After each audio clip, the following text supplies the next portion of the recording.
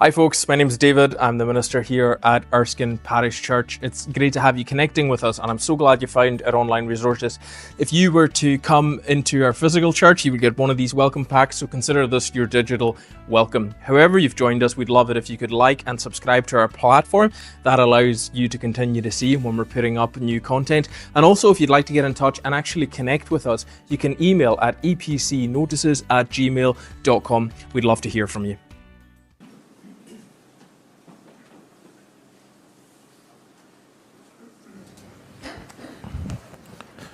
In the passage that Margaret read for us, the Leviticus portion, if you were to read that maybe a few years ago, you would have thought this is all pretty outdated and irrelevant.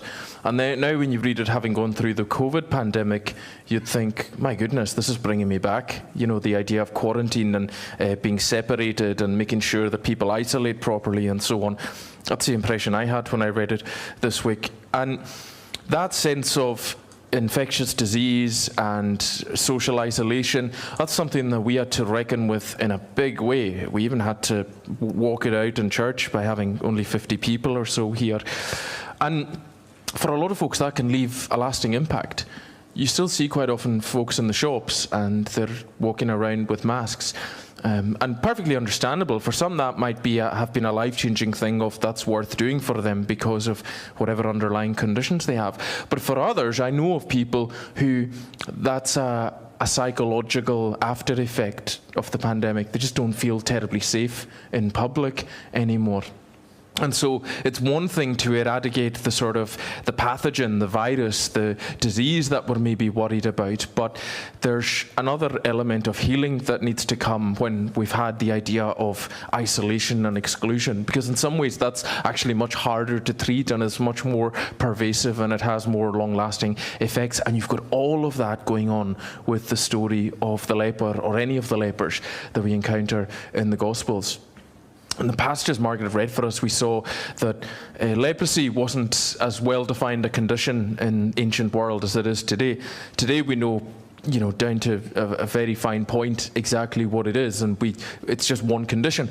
Particularly the Old Testament, it was a catch-all for a great variety of skin diseases, almost anything that looked like it could be contagious. And whether it was or not, people isolated because, to be quite honest, they couldn't afford to take the risk of it being contagious or not, and they didn't have the ability to test and treat, and so on.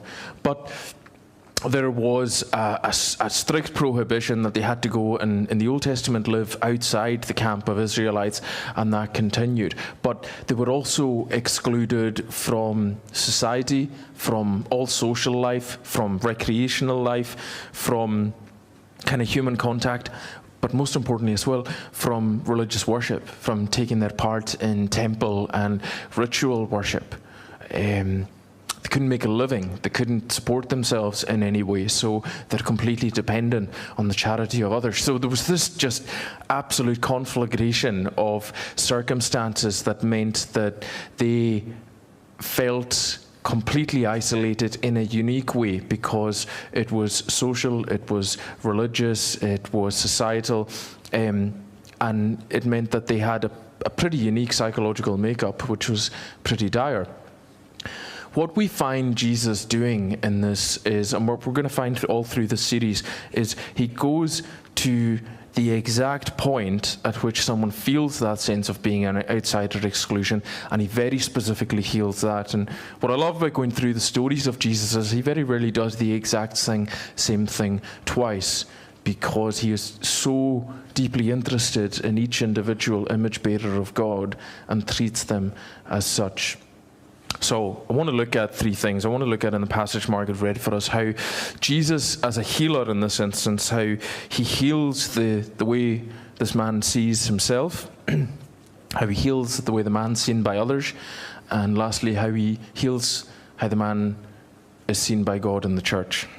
How the man sees himself. Verse 12, while Jesus was in one of the towns, a man came along who was covered with leprosy. When he saw Jesus, he fell with his face to the ground and begged him, Lord, if you are willing, you can make me clean.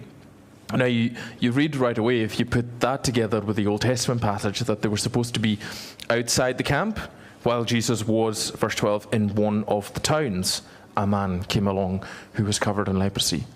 So why he's in the town? He shouldn't be there. He's obviously been overcome with a mixture of his desperation and his belief that Jesus can do something about it, that he transgresses that boundary in order to come in, because he's seen something valuable that can possibly, in his mind, fix what ails him. And that's amazing, because we often think that I'm wanting to apply this very practically to the church. And as much as I can, I want to speak to us inside, but also speak to folks who might find themselves outside the walls of the church for whatever reason. There does exist a people, a desperation and a desire and a longing for folks often who are outside to come in. They're interested and they're curious. They just haven't found something that draws them in enough.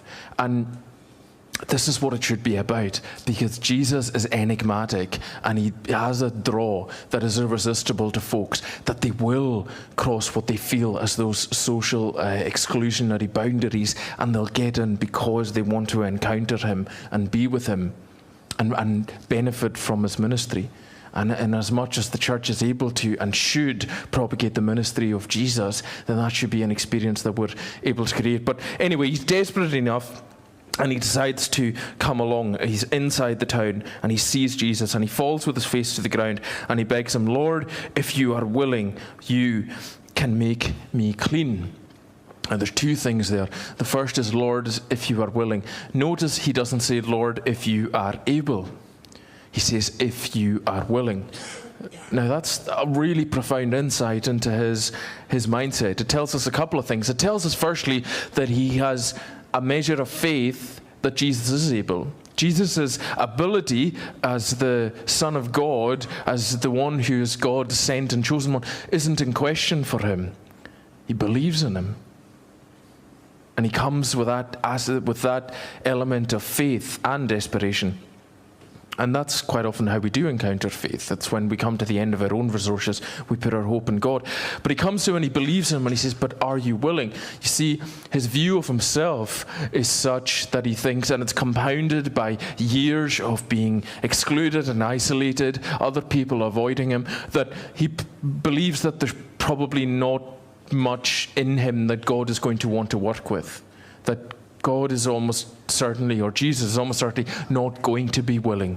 Why would he? Why would anyone be willing to minister to me, to give me what I need? Really low view of himself, which has been reinforced time and time again by his experience. But notice his words as well. He doesn't just say, if you're willing, he doesn't say, make me well.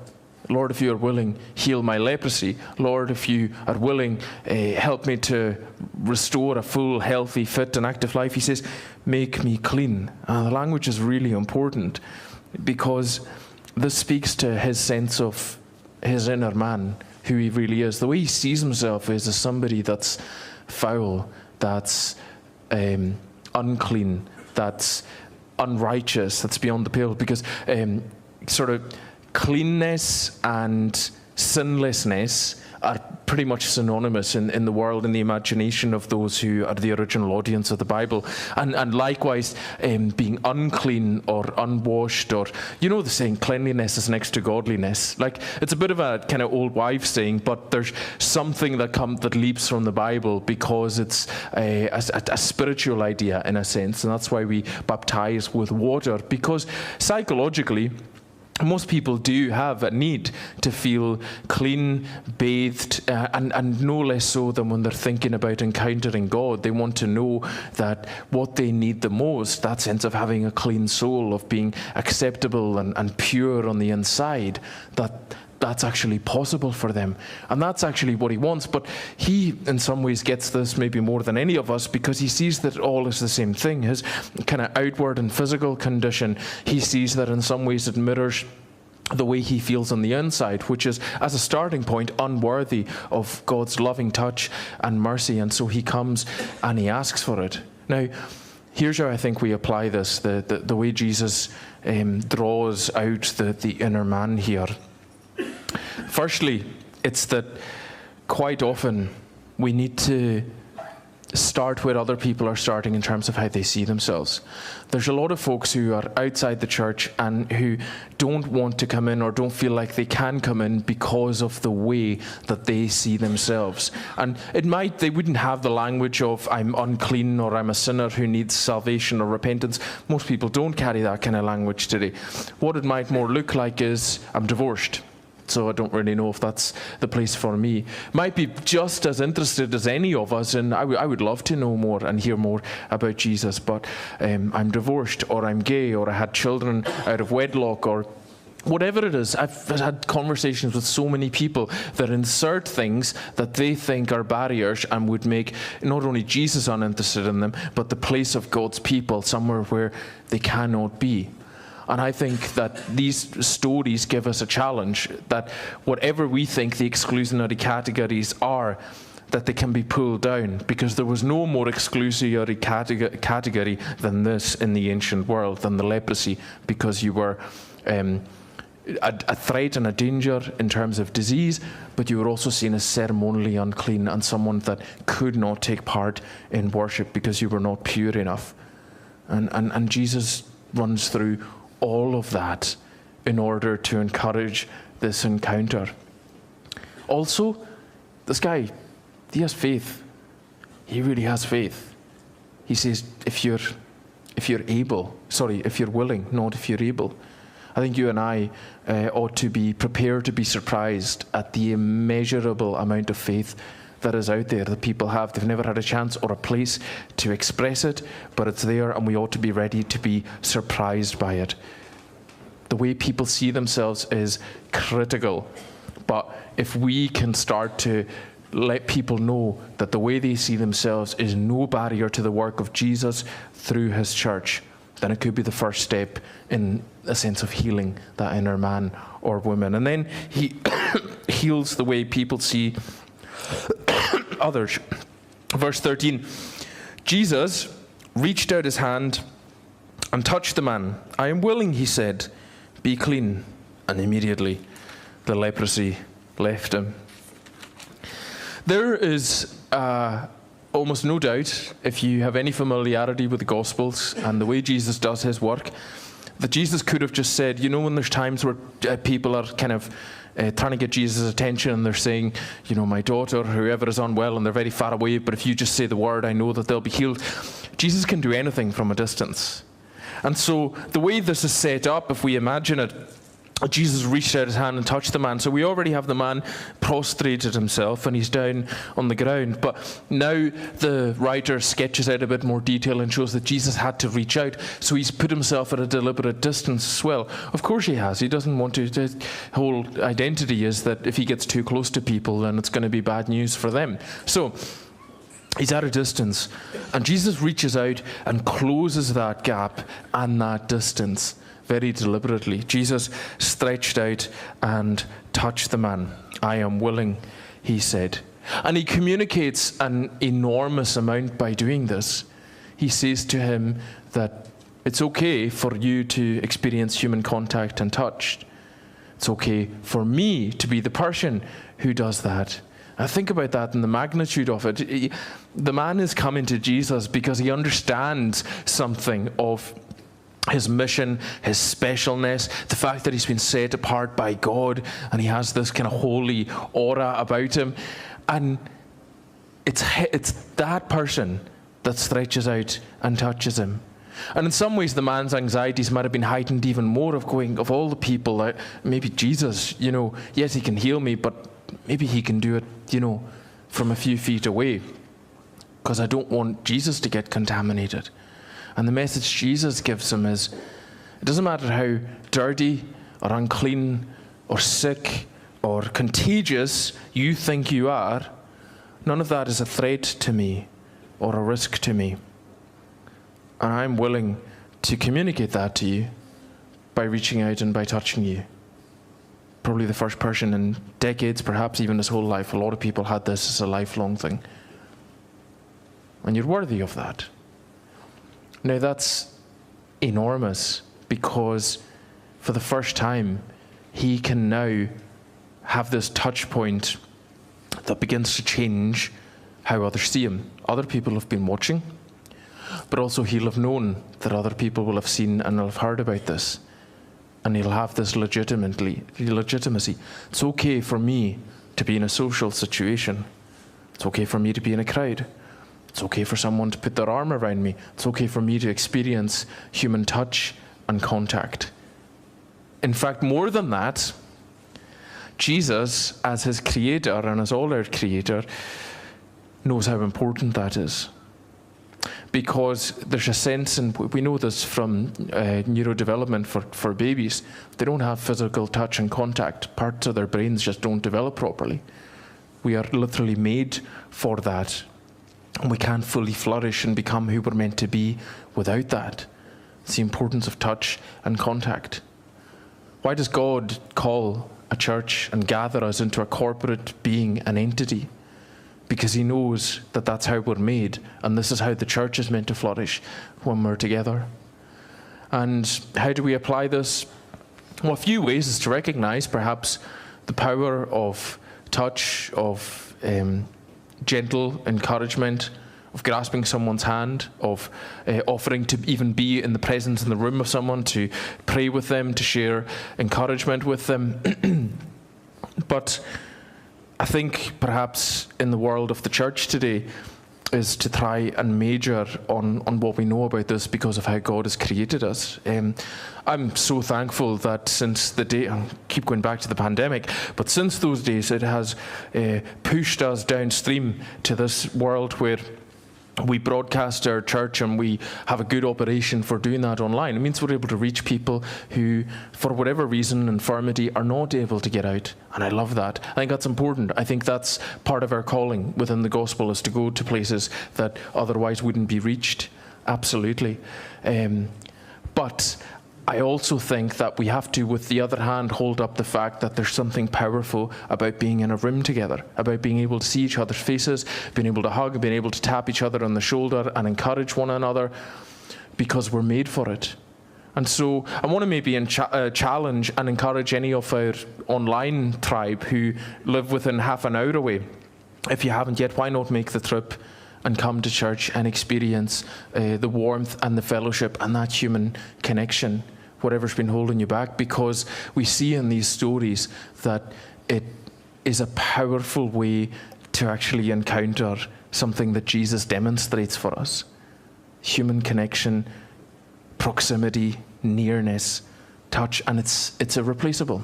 And what we get from that is we learn that in the example of Jesus, that we're loved by others, that we're seen and accepted by others up close, that we exist in the same space of others, and that's the way God has intended it. And so Jesus heals this man's view of himself. He heals the way, or begins to heal the way he's seen by others, and he asks us to be part of that for other people too, to bring them into community and fellowship. And lastly, and most briefly, he heals the way that he is seen by God and the church.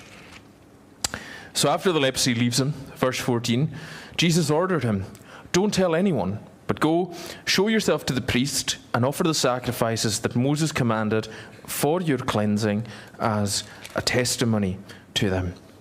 This is really, really interesting. Margaret read for us parts of Leviticus, and there are really detailed instructions for what someone is to do once they've gotten the all clear. The priest in the Old Testament times acted as a bit of he had to double up. He was a health inspector as well as the religious leader in the community. And so he would decide when somebody's disease had left them. But then there was a ritual act to perform, to kind of, if you like, stamp and seal it. And that actually weirdly acted like a bit of a health passport for the person, because it was a small community and people knew that the requisite sacrifices had been offered and that person was now clean and acceptable before God, and so therefore before everybody else. And that was really powerful, because this man has had this experience where he's gone, you know what, he'd probably be able to walk away and question the legitimacy of this. And this just shows how we are social creatures who need others and that connection. We are psychological creatures who have deep internal worlds in our own minds and heads. We're also spiritual beings who have connection to God. All of that needed healed. And so that man could have walked away and gone, oh, you know what, maybe Jesus was just one of those kind of traveling salesmen, kind of charlatan spiritualists, and maybe it wasn't legitimate what I had, and maybe I'm not right with God. So he says, I know what you need. You've grown up with the law of Moses. You need to go to the priest and you need to experience that ritual. A bit like when people have kind of come and had an experience of faith, particularly as adults, they quite often, they ask about baptism. We don't need to say to them, you need to be baptized. They start to yearn for that kind of outward symbol and signal that something inwardly has happened. And that's exactly what this man needs at this point in his life. But also, he needs to know that he's been made right with God, but also he needs this kind of health passport so that it'll protect him from any untoward accusation from other people. Because other people might say, I don't think that happened to you. I don't think you're clean. I'm still going to exclude you. And Jesus gives him this instruction to go and do this so that he can say to anyone, no, ask the priest. I'm good. I've been cleansed and I've been healed. And this is all legitimate. And I don't know in this verse why theologians have debated for a long, long time over why Jesus asks him not to tell anyone, because he goes and he doesn't obey that bit. And Jesus does that all the time. He says, shh, don't say anything about this. The best thing they can come up with is that Jesus just didn't want the kind of populist model of earthly kingships. He really wasn't doing this for himself or his own aggrandizement. He came to earth with a very specific mission, and that's all that really mattered to him. And he really didn't want people to make him a kind of military or political king. I think that's probably a pretty fair one. It's pretty consistent with who we see in the life of Jesus. And I think it's a really good paradigm for leadership. It's what we should ask of all our leaders, that they want to do what they want to do as quietly and unassumingly as possible, so that the work of God's mission and kingdom continues. And that's the main thing. But he gives this man the cast iron assurance that what you were worried about, and all the different layers of what you were worried about, that you were separated and outside the camp and separated from God, that in a way that you understand has been completely dealt with. And that's the important thing. Jesus comes to us and he meets, however outside we might feel, he meets us at that point and says, you are accepted by God. As unlikely as you might think that it ever was, that you would be accepted by God, that you would be forgiven, cleansed, made whole and healed, you are. Because such is the power of God, and also such is his great love for you as an image bearer. So let me just end with the application for us as the church. This was not only a sign for the man and his sense of acceptance before God, but it was also a sign to everybody else as well. This is how you are to treat this child of God.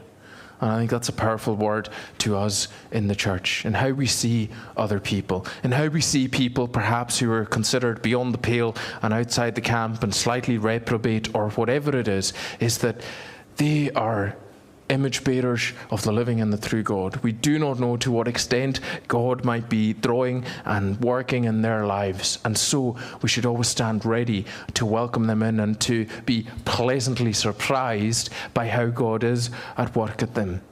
And then if people brings people into our path, and